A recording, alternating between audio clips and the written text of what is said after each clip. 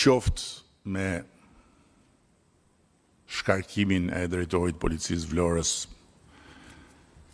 dhe vendosjen në hetim të gjithë zinxhirit, qoftë me heqjen e licencës së aktivitetit të kompanisë, pra kompania nuk mund të operojë më në Republikën e Shqipërisë, qoftë me arrestimin dhe vendosjen në ndjekje penale të rojëve të sigurisë.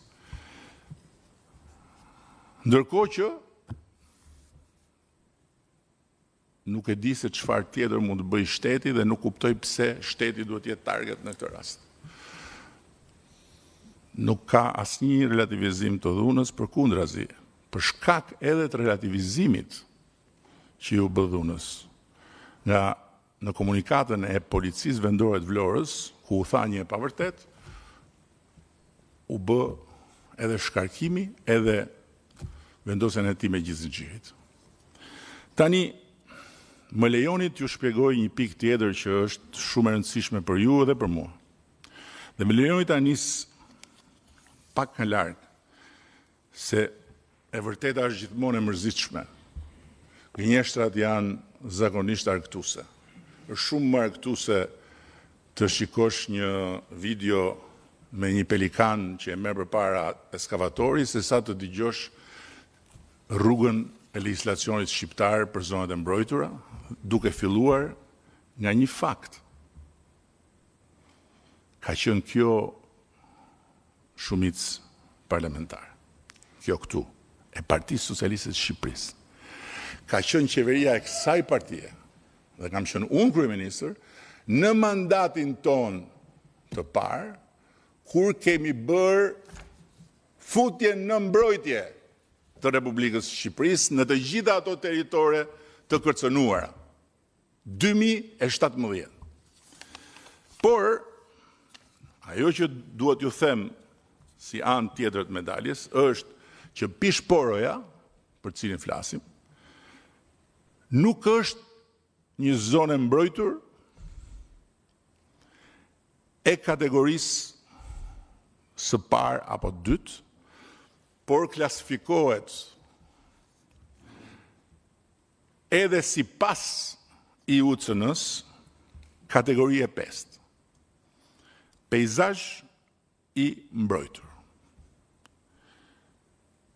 Dhe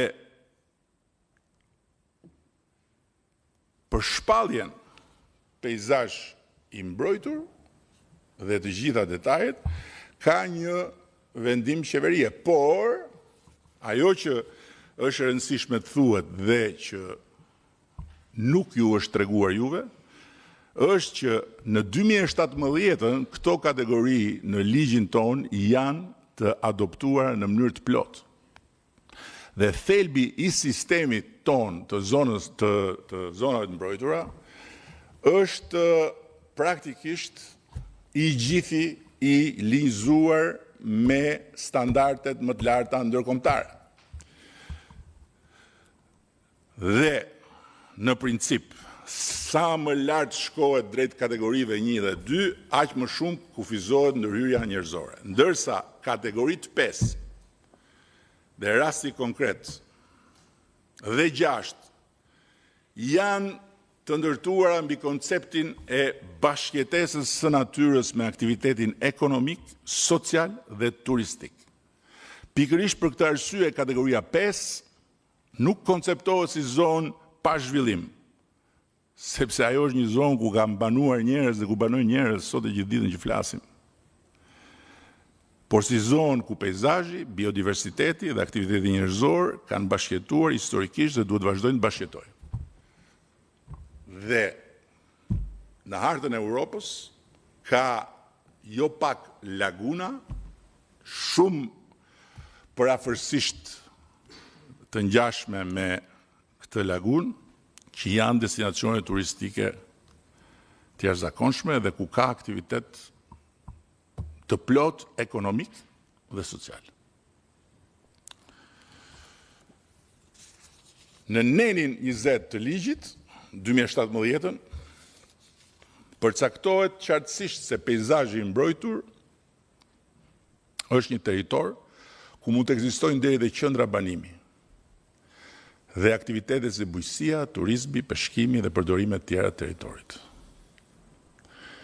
Dhe specifikisht në pikën 4 të nerit 20 përcaktohet se veprimtaritë që ndryshojnë përdorimin e territorit si ndërtimet, trajtimi ujërat zeza, autostrada, kanale lundruese, zonat urbane dhe të ngjashme, lejohen të ushtrohen vetëm nëse subjekti që kërkon t'i kryej këto veprimtari pariset me leje nga Këshilli Kombëtar i Territorit. Prandaj, miqtë e mi, ne nuk kemi bërë asnjë heqje nga asgjë. Pishporoja ka qenë peizazh i mbrojtur dhe është peizazh i mbrojtur. Do vi tani më pas edhe tek mbrojtja. Edhe diçka tjetër.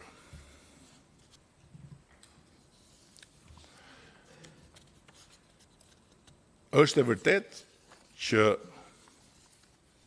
në vitin 2024 ne kemi bërë një amendim të ligjit me një kërkesë të kryebashkiakëve të vendit dhe pastaj përmes deputetëve për një ekuilibër të drejtë mes potencialit për zhvillim të territoreve dhe mbrojtjes. Sepse ligji ekzistues nuk merrte parasysh në territor realitetet e tranzicionit. Për shembull, Fefi është një realitet, është zonë e mbrojtur. Si bëhet? Legalizimet e të gjithë ndërtimeve të vjetra, do me thënë të pas diktaturës në Fef, janë bërë pikërisht me këtë ndërhyrje ligjore sepse është realitet i krijuar. Ata njerëz janë banor, kanë ndërtuar pa leje aso kohë dhe mos i ngatrojmë me ata që pastaj u turën ndërtojnë pa leje kur borën vesh që të tjerë do legalizoheshin se ata u shëmbën dhe do shëmbet kushdo që do ta bëj prapa të punë. Por flasim për ata që i kishin. Dhe ndërhyrjet e palishme të parregulluara duheshin njëkohësisht rregulluar. Njëkohësisht nga ana tjetër, peizazhi i mbrojtur, Pishporo Nart, deri në vitin 2020 quhej Vjos Nart, se dhe këtu është një manipulim i madh. Nuk po ndërtohet në Vjos. Nuk po shkatrohet grykderdhja e Vjosës. Zona e këtij projekti nuk ka lidhje me zonën e mbrojtur të Parkut Kombëtar të Vjosës. Zona e mbrojtur e Parkut Kombëtar të Vjosës e ka nivelin më të lartë të mbrojtjes, dhe aty nuk mund të bëhen dot rezorte. Tani të vim pak tek procesi që kanë ndjekur investitorët dhe si është qasur administrata shqiptare.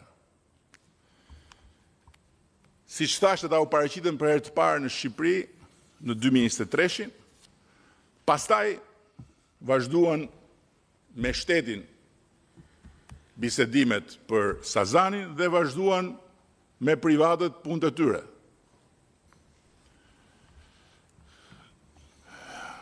Projekti nuk u miratua në formën e paraqitur fillimisht. Aplikimin e tyre të parë, ata e kanë bërë pranë Agjencisë së Zhvillimit të Territorit në datën 10/9/2024. Pra jemi thuajse 2 vjet përpara. Dhe në mbledhjen e datës 25/9/2024, KKT-ja e ka rrëzuar projektin dhe ka kërkuar që të zvoglohet intensiteti i ndërtimit dhe të sigurohet ruajtja e lagunës. Janë të shkruara këto. Janë në proces verbale. Dhe projekti, gjithmonë flasim për konceptin, nuk flasim për projektin e ndërtimit, flasim vetëm për masterplanin. Është miratuar vetëm pasi janë plotësuar një nga një kushtet e vendosura. Në vitin 2024, nuk u miratua një projekt arkitektonik. Dhe nuk ka asot që flasim ne dhe që juve jeni zëmëruar me të drejt për çka keni dëgjuar, po tani më dëgjoni mua. Sot që flasim, nuk ka një projekt arkitektonik të miratuar. Nuk ka, nuk ekziston. Çfarë shihni në për filmat që i prodhojnë ata që duan t'ju nxisin sa më shumë duke shfrytzuar pikërisht ndjenjën e pastër tuajën, janë të krijuara si Wog the Dog. Leja e master planit ka përcaktuar zonën zhvillimore, parametrat teknik dhe urbanistik. Dhe pasi u refuzua projekti, investitorët kanë angazhuar 5 studio ndërkombëtare nga më të mira në botë. 5. Janë 5, nuk është 1. 5. Emre Arolat Architecture, studio e njohur për vepra në zona me karakter trashëgimie, është K Studio, Emre Arolat nga Turqia, K Studio nga Greqia, është studioja Big nga Danimarka, është Kengo Kuma nga Japonia, është dhe studioja Jean Nouvel nga Franca. Bashkë me këto studio, kompania ka angazhuar një grup i inxhinierësh nga më të mirët në botë dhe ka angazhuar njëkohësisht dhe inxhinierët e mjedisit që sot që po flasim tani, që flasim vazhdojnë punojnë për të paraqitur studimin mjedisor. Nuk e kemi të paraqitur akoma studimin mjedisor, e kuptoni apo jo? Domethënë lufta zhvillohet sot për sot vetëm me një gjë konkrete, me një gardh të shëmtuar skandalos me tela me gjëmba, për të cilin kompania që ka marrë përsipër këtu të bëj gardhin, do paguaj një gjop të majme. Dhe natyrisht, pastaj për ato dhunën për të cilën ajo kompania tjetër nuk do punoj më në Republikën e Shqipërisë. Në ndërkohë, keni parë që kanë ardhur investitorët. Ka ardhur dhe ajo zonja në Vlorë. Nuk ka ardhur në Vlorë për të bërë pushime, nuk ka ardhur në Vlorë për të bërë fotografi. Ka ardhur në Vlorë me të gjithë grupin e arkitektëve, të gjithë bashkë, inxhinierëve, dhe kanë bërë gjysmëdite dëgjes me profesor të etnologjisë, me profesor të gjeodezisë, me profesor të historisë këtu në Shqipëri. Profesorët janë gjallë, të cilët kanë folur për të gjitha këto aspekte dhe aty një grup i madh njerëzish ka dëgjuar, ka bërë pyetje, ka marrë shënime. Në mars të 2026, pra llogariteni nga fundi 2024-s, është paraqitur një projekt krejt tjetër, i rikonceptuar me një qasje tërësisht ndryshe, projektuese, zhvillimore, mjedisore. Dhe Këshilli Kombëtar i Territorit, pra tregtarët që për emrin tim, për llogarinë time shesin Shqipërinë, nuk e kanë miratuar të gjithin ashtu siç e kanë paraqitur subjekti zhvillues, por ka vendosur kushte përsëri të shkruar janë me shkrim dhe kufizime konkrete për vijimin e projektit. E para është e shkruar: projekti do të zhvillohet vetëm në prona private me titull pronësie në kadastër dhe në asnjë pronë tjetër të kontestuar ose që mund të rezultojë për momentin cop shtet. Është e shkruar. Laguna nuk preket. Është e shkruar. Dhe zhvillimi nuk mund përfshi marin. Është e shkruar. Kishte marin në versionin e parë. Edhe në dytin. U hoq. Dhe për marinën është kërkuar që të hartohet më pas një projekti detajuar dhe konsultim me të gjitha autoritetet përgjegjëse për mjedisin, burimet ujore, trashëgim kulturor, infrastrukturën, dhe vetëm pasi të jetë parë projekti tjetër në tërësi. Nuk po ju them që investitorët thonë nuk e kemi pritur kurrë që në Shqipëri shteti do jetë kaq rigoros. Edhe pse ata kryesorët nga Shtetet Bashkuara që ditën e parë që jemi takuar më kanë thënë çdo gjë sipas librit të ligjit, asgjë jashtë librit të ligjit.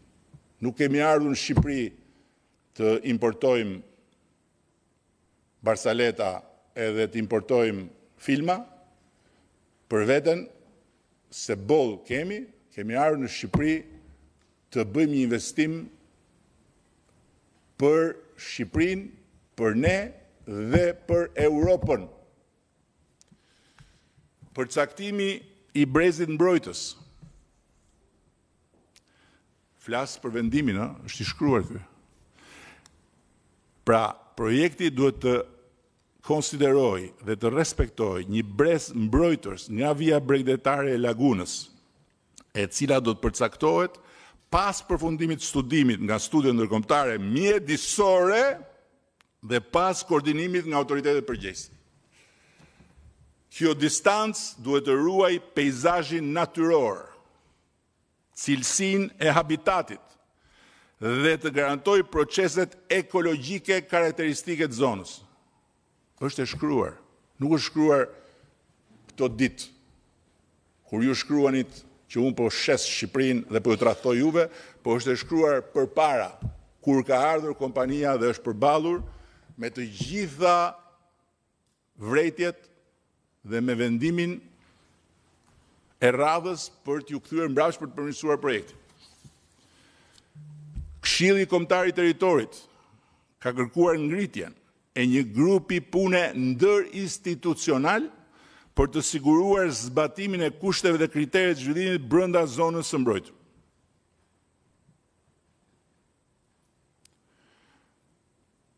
Leja e infrastrukturës në prill 2026 është dhënë për realizimin e rrugkalimeve të nevojshme për vendosjen e pajisjeve të përkohshme që do të përdoren për studimin e biodiversitetit, ujit dhe lagunës. A kuptoni tani? Do me thënë, ka nevojë për rrugkalime për të vendosur pajisje që do bëjnë studimin e biodiversitetit, të ujit, lagunës, sepse si thash paralelisht me arkitektit punon një studio prestigjioze e mjedisit. Dhe për këtë arsye u dha leja, u bë rrethimi dhe makineritë u morën me gur. U morën me gur. Pa kuptuar se çfarë po ndodh dhe për çfarë po bëhet.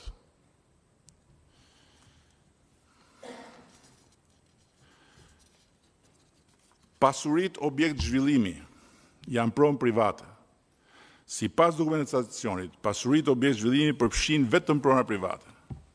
Të gjitha rezultojnë në pronësi të shoqërisë Albania Land Development.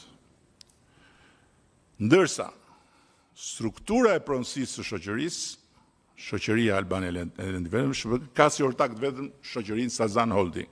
Tani, edhe njerë, e thash më para, një çmenduri totale ajo futja e urrëties për ebrejt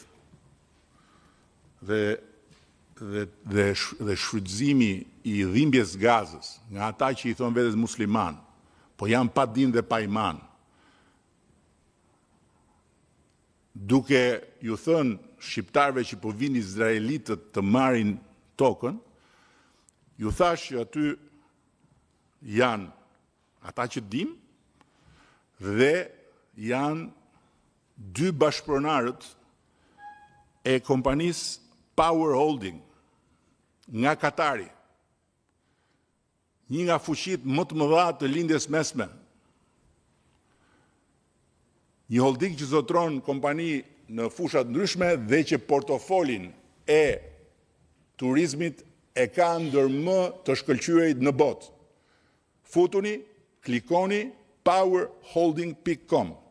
Shkoni tek kompania Assets, që është dhe pjesë prap këtu e regjistruar, dhe do shikoni se kush po vjen në Shqipëri të shkatroj mjedisin, të vrasi pelikanët dhe të sjellë palestinezët.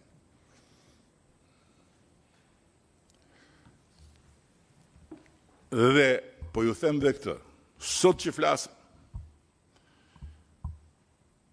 investitorët kanë marrëveshje me Aman Hotel, Cheval Blanc, është brandi më ekskluziv sot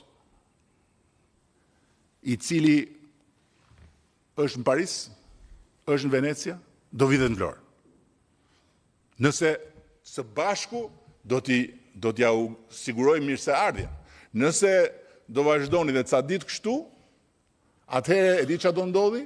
Do ndodhi tragedia e Port of Montenegros, po në përmasa të kësaj kohe. Port of Montenegro, që bëri fatin e Malit Zi, u ndërtua nga dikush që u sorollat nëpër Shqipëri me vite. Dhe e hidhnin dhe e prisnin.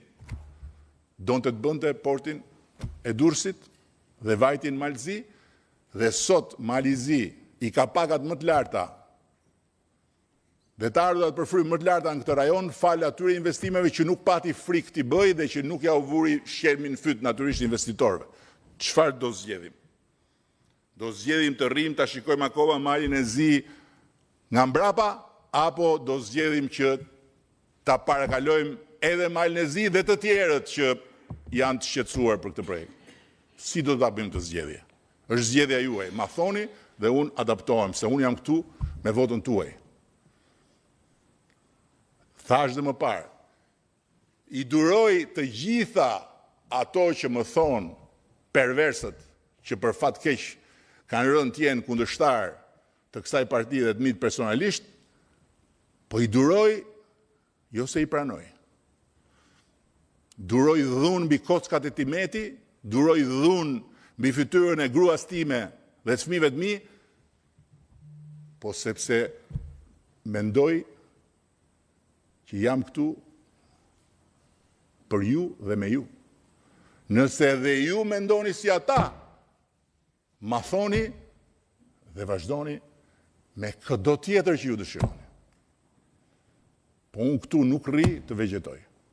O do ta bëjmë Shqipërinë me atë vizion për të cilin keni mbështetur, ose më thoni që keni një vizion tjetër dhe doni të shkoni me Sazo Gurin dhe me Arlindo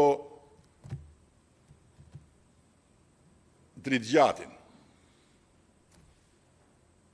Jam okay. Por shikoni powerholding.com dhe mos harroni një gjë, që nëse ne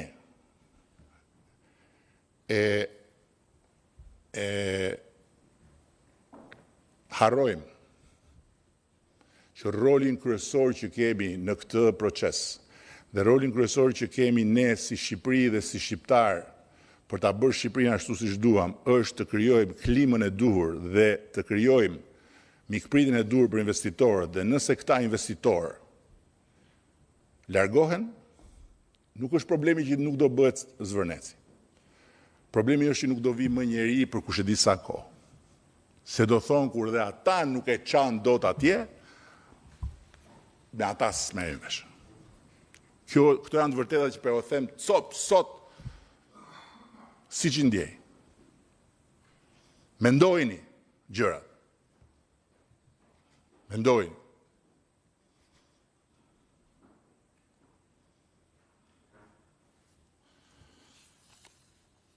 O do zgjedhim zhvillimin e qëndrueshëm me investitor të ekselencës, se nuk e mbarova numrin e brandeve që kanë bërë marrëveshje.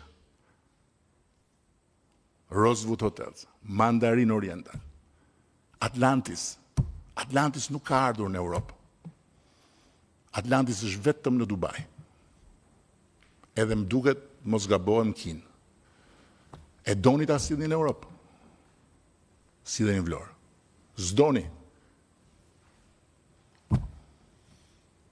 Nuk them pa problem, se është problem shumë i madh, por unë me forcë kundër jush nuk jam i interesuar. Me forcë kundër atyre që me forcë na kanë qëndruar përballë ne dhe Shqipërisë, po deri në fund pasi problem. Po me forcë kundër jush jo. Që t'ju shofun juve, që të shkoni mbas Berihajt, të Fatos Lubonjës, që jeton me makthin e mafjes që kur u nda nga unë nuk e pranoj dot. Respekt për